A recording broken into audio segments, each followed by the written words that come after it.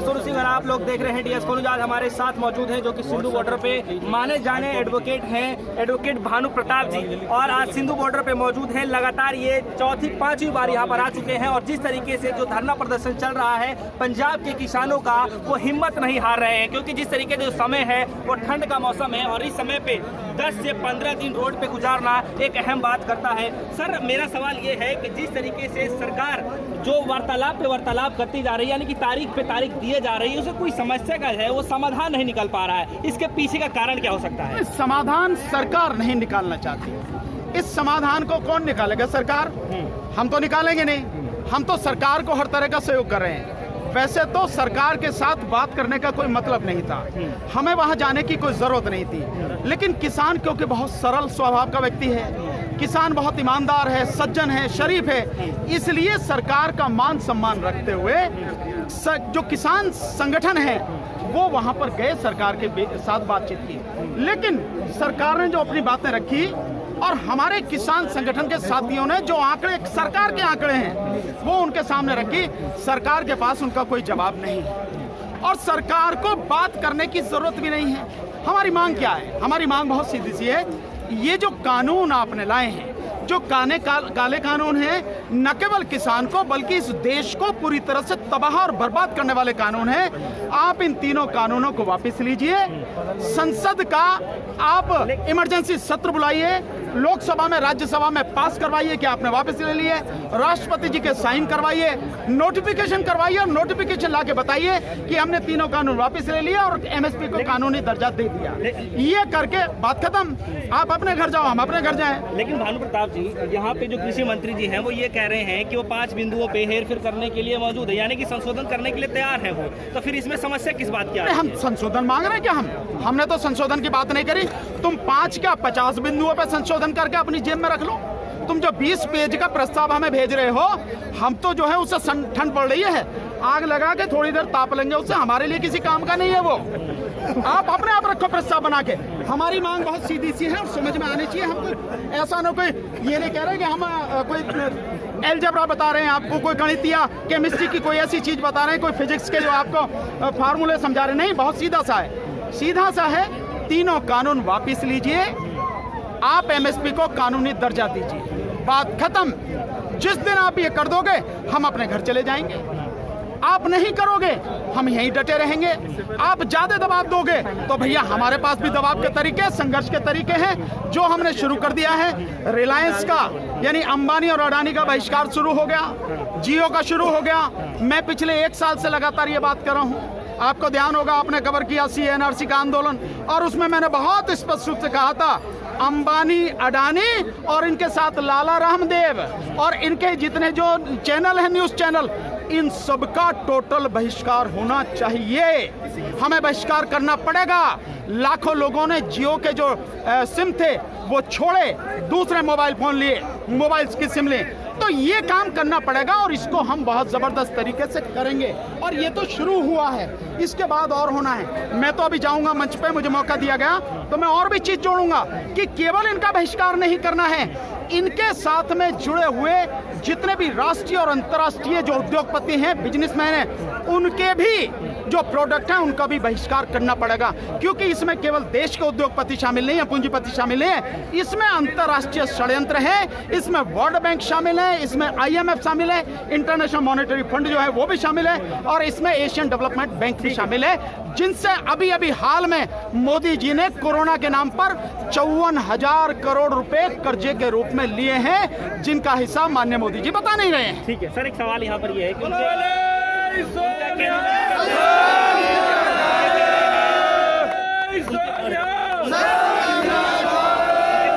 बयान आया, वो ये कह रहे हैं कि जो इस तरीके का आंदोलन जो चल रहे हैं वो पाकिस्तान और चीन से देख रेख में चल रहा है। क्या इस तरीके की खबरें मतलब? मुझे आप एक बात बताइए, आपसे भी विनम्र निवेदन है, माननीय मोदी जी, गृह मंत्री जी, सारी कैबिनेट, प्रभु अगर हम आतंकवादी हैं, हम पाकिस्तानी हैं, हम खालिस्तानी हैं, हमारा संबंध चीन से, हमसे बात क्या कर रहे हो भैया?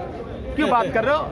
भाई खालिस्तानियों से क्यों बात कर रहे हो? अगर हम खालिस्तानी हैं, आतंकवादी हैं तो क्यों बात कर रहे हो?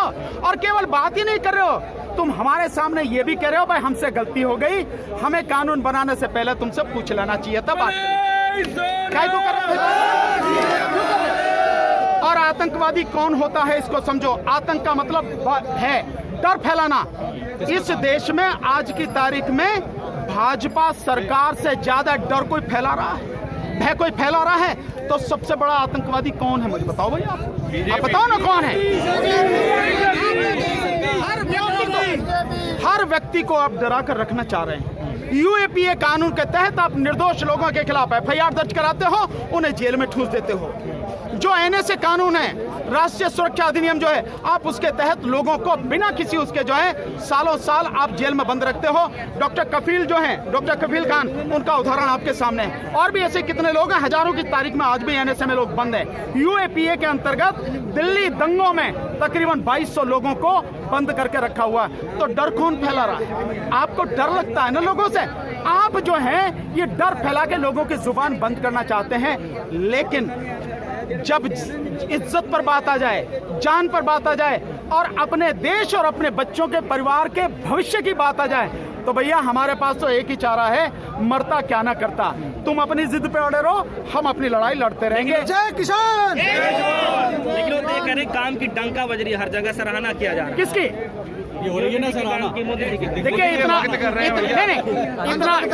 इतना लंबा चौड़ा डंका तो नहीं बज रहा। और डंका कौन बजा रहा? जो गोदी मीडिया, गुलाम गोदी मीडिया है, जो मोदी जी के हाँ में हाँ मिलाता है और केवल उनकी जो है इमेज बनाने के लिए काम कर रहा। बेचारा पत्रकारिता तो भूल गया, मोदी मीडिया गुलामी कर रहा है, पत्रकारिता भूल गया। और उसका एक ही काम है, मोदी जी की इमेज को बनाना, और जो लोग मोदी जी की गलत नीतियों के खिलाफ में आंदोलन करें, आवाज उठाएं, उनकी इमेज को खत्म करना, यही काम कर रहा है। तो उस गोदी मीडिया की क्या बात करनी है, उसको छोड़िए। आप देश के हर व्यक्ति से जाके पूछिए, और मैं दावे के साथ कह रहा हूं, बीजेपी के भी जो लोग हैं, जो बीजेपी को वोट देते हैं, आप उनसे भी ईमानदारी से पूछिएगा, भाई कैमरे पे बात नहीं कर रहे तो यार वैसे बता दे, मोदी जी सही कर रहे हैं, वो भी बता देना सही तो नहीं कर रहा यार, कर तो बहुत ही गड़बड़ रहा है, समझना। लेकिन भैया क्या मत दीजिए किसी, ये स्थिति है, ये स्थिति और ये सच्चाई है। तो देश की 80% से ज्यादा जनता मोदी जी की और उनकी जो कैबिनेट काम कर रही है उससे परेशान है, उनको समझ चुकी है, इसीलिए विरोध कर रही है। विरोध इनका जबरदस्त सीए एनआरसी के आंदोलन में भी हुआ था। सरकार आज तक सीए एनआरसी को लागू नहीं कर सकी। 1 साल होने के बाद, कानून पास कराने के बाद, राष्ट्रपति के साइन होकर नोटिफिकेशन के बाद भी लागू नहीं करा सकती। आज भी मैं कह रहा हूं, हिम्मत है तो लागू करके दिखाओ। दूसरा, अब जो आंदोलन है और इस आंदोलन को जो लीड कर रहे हैं मेरे पंजाब के मेरे भाई, हरियाणा के मेरे किसान भाई, तो इनको पता लग गई तुम्हारी अब पाला भैया किसी और से पड़ा। एक कहावत है हमारे यहाँ देसी, हमारे उत्तर प्रदेश में, कि भैया धींगन को धींग बतेरे, घर ना तो बाहर बतेरे। तो तुम्हारे उसमें होंगे भैया आपका पाला तुम्हारा इनसे पड़ गया, अब लीड ये कर रहे हैं, तो आपका तुम्हें पता लग गया है कि दाल आटे के भाव। ठीक है सर, एक सवाल ये भी उठ रहा है कि विपक्ष, सत्ता के पक्ष में जो बैठे हुए लोग हैं वो ये कर रहे हैं कि जिस तरीके से भारत बंद किसानों की तरफ से किया गया था, इस तरीके की जो सत्ता की जो नाव है, इस तरह के तूफान आते रहते हैं लेकिन नाव को डगमगा, ऐसा नहीं। अगर नाव डगमगा नहीं रही तो कृषि मंत्री के बाद गृह मंत्री की एंट्री क्यों है? गृह मंत्री अमित शाह जी बीजेपी के चाणक्य कहे जाते हैं, तो चाणक्य की एंट्री क्यों हुई? जब कृषि मंत्री नहीं संभाल पा रहे तो चाणक्य की एंट्री हुई।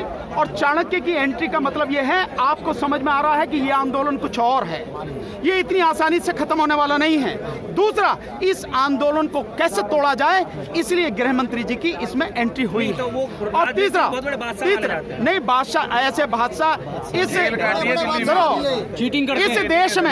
इस देश में जो अपने आप को बादशाह समझते हैं, चाहे हलाकू रहा हो, चाहे चंगेज खां रहा हो, चाहे मुसोलिनी रहा हो, चाहे हिटलर रहा हो, सभी इसी मिट्टी में मिल गए। आज तक कोई नाम भी नहीं लेता उनका, ये सारे के सारे यहीं मिल जाएंगे, सबको यही जाना है।